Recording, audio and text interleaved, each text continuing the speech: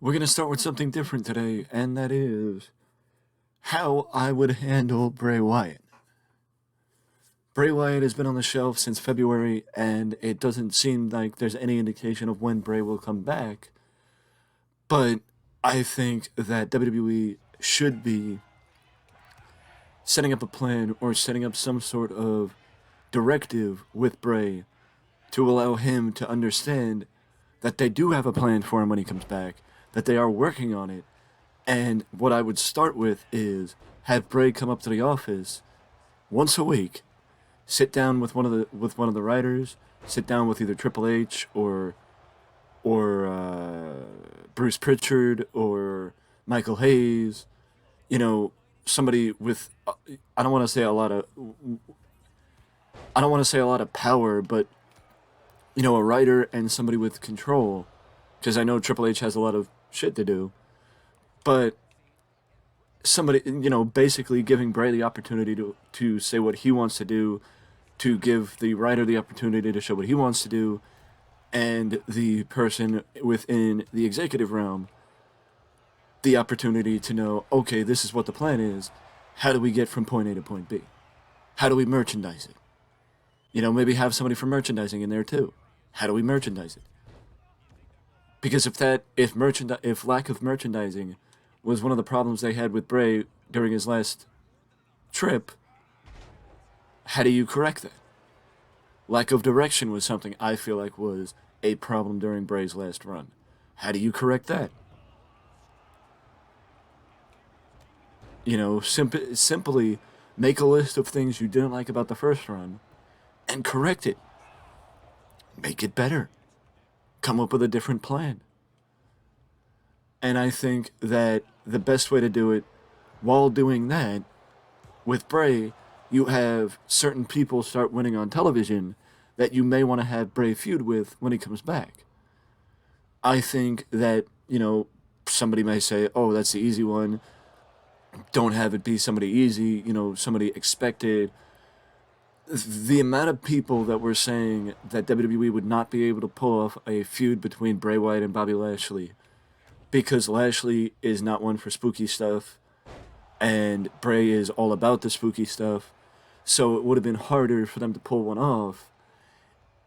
I don't disagree, but I also don't agree, because you don't have to make you don't have to make Lashley intimidated by the spooky stuff from Bray. You could have Lashley be, like, I'm sorry, I'm sick and tired of the games, I'm sick and tired of this stuff, and want to beat Bray's ass, but Bray keeps playing the mind games. And then Bobby gets tired of the mind games and just wants to beat Bray up. You know, so it's not like, oh, well, Bobby shouldn't be in a feud with, against somebody that's doing spooky shit. He's not. He doesn't do spooky stuff. He doesn't. He doesn't. He shouldn't have to sell the spooky stuff. He's a serious guy. Yeah, that's the point. He doesn't have to. But if you want to bring Bray in and have it where he can do spooky shit, his spooky stuff, and have somebody sell it, there are people within WWE that he could do that with. There are.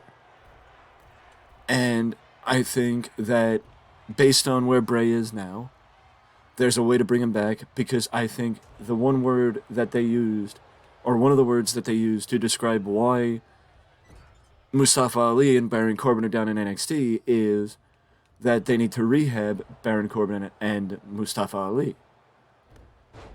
I agree that Baron Corbin and Mustafa Ali could benefit from some rehabilitation, but Baron Corbin and Mustafa Ali are not the only WWE superstars that could benefit from rehabilitation. Rehabbing the character, starting from square one, starting from scratch, getting a little bit more of a picture together for what that character is. And Bray Wyatt is one of those people that could benefit from a character rehabilitation, where you figure out the direction of the character, and not just, oh, the white rabbit, like, how did the white rabbit fit in? How did this fit in? How does that fit in? Figure out a direction for the character, and get, start from square one. Like, you want to know, okay, where do you want Bray to get to? Do you want Bray to be a capable world championship contender, or do you just want Bray to be one of those characters like The Undertaker at the end, where you could count on him having a big match with somebody, and either Bray wins and Bray gets the momentum, or Bray loses and, the other guy overcomes, the evil final boss, like Brock Lesnar almost. Like, how do you want it to be portrayed? That's the thing. I don't know that WWE put enough thought into Bray's gimmick and to what they wanted from Bray Wyatt this time around to be able to understand what they could get from Bray. And that's just, that is just my opinion, but I think that Joe Gacy and Karrion Kross are two people in WWE right now that could easily feud with Bray Wyatt.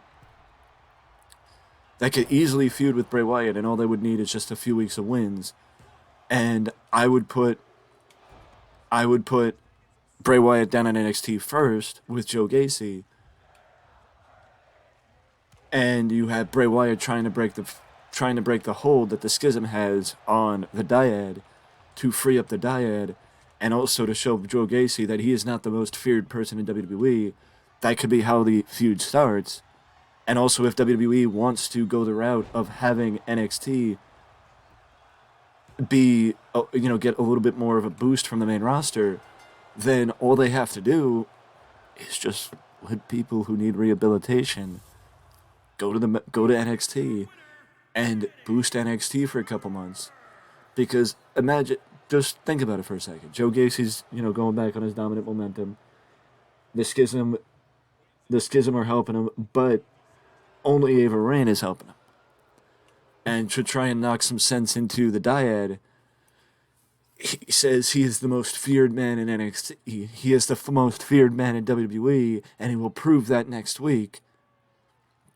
But fast forward to next week when he tries to strike the fear of God into the dyad and make them understand that it's one tree, one root, or roots from the same tree. That is the Schism. That when he's trying to strike the hand of God into his team, Bray Wyatt appears and shows that he is the most feared man in NXT, that he is the most feared man in the WWE, and Joe Gacy is no match for Bray Wyatt. But also, you can even combine it and say, you want Uncle Howdy to be a part of it too? Have Uncle Howdy be the evil side of Bray, saying he agrees with Joe Gacy, that Bray Wyatt is weak. And Bray Wyatt needs to embrace his alter ego. He needs to embrace his past. He needs to embrace who he was if he wants to be the most feared man in WWE again. And Joe Gacy is the one to help him find his most feared side. And you just go a couple months with Joe Gacy and Bray Wyatt feuding. And while you're doing that, you have Karrion Kross winning on the main roster, even putting him in feuds and having him actually win the feud. And you have him on the main roster. Maybe give just Karrion Kross the United States title. Maybe give Karrion Kross the United States title, have him hold the championship, so you can have, when Bray finally comes back, Karrion Kross, you have Karrion Kross start the feud the way he normally does, randomly and spontaneously, just cryptically calling out Bray Wyatt at first, and then suddenly calling out Bray Wyatt actively, saying that Bray lost a step, Bray lost himself, Bray lost everything about him, and that's why he had to start in NXT. But Karrion Kross is here to help Bray find himself and who he wants to be. All he has to do is show Karrion Kross face to face who he wants to be. But Bray Wyatt doesn't show up. Uncle Howdy does. I know you have the guys that do the spooky stuff. If you tell that story, how do you go? Where do you go from there after Karrion Kross? That's a good question. That is a good question, but that is why you have Bray Wyatt win the United States title from Karrion Cross, because it would allow Bray to have a stake in his match. He could issue open challenges to people.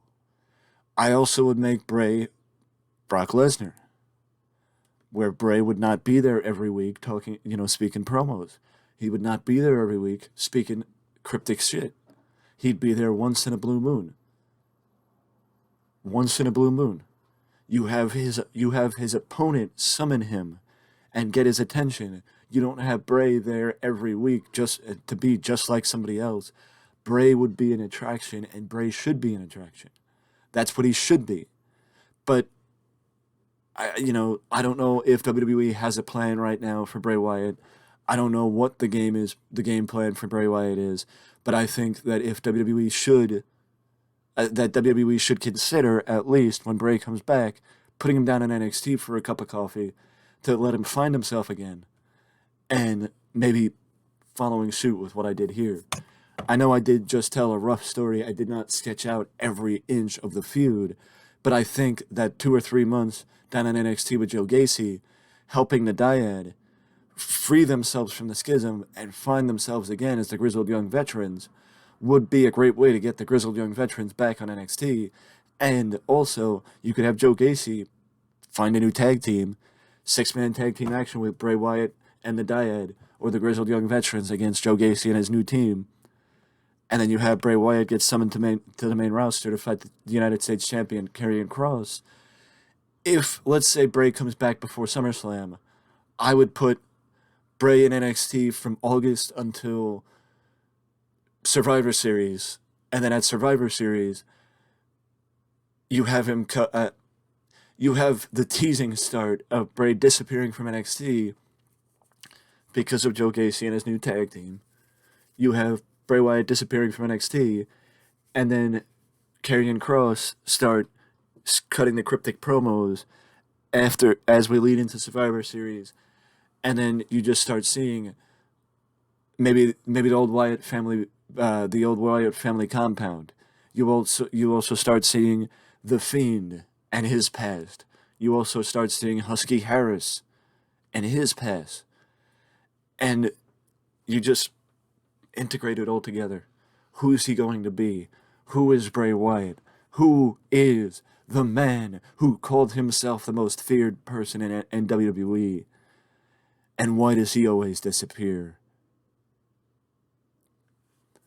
And then you just set it up with Karrion Cross and Bray Wyatt, and I think if you play your cards right, you could get it at least, especially if you started in December. That could be Bray's feud going into WrestleMania. It could be Bray's feud going into WrestleMania, especially if the United States titles, especially if the U.S. titles somehow integrated into it. If you want me to further break this down and go week by week or month by month and show you how, show basically how I would book it, let me know down in the comment section below. Or if this gets, let's say 20 views, that's usually my magic number. If this gets around 20 views, then I will show how I would book it. But we'll see what happens with that, and I will see you in the next one.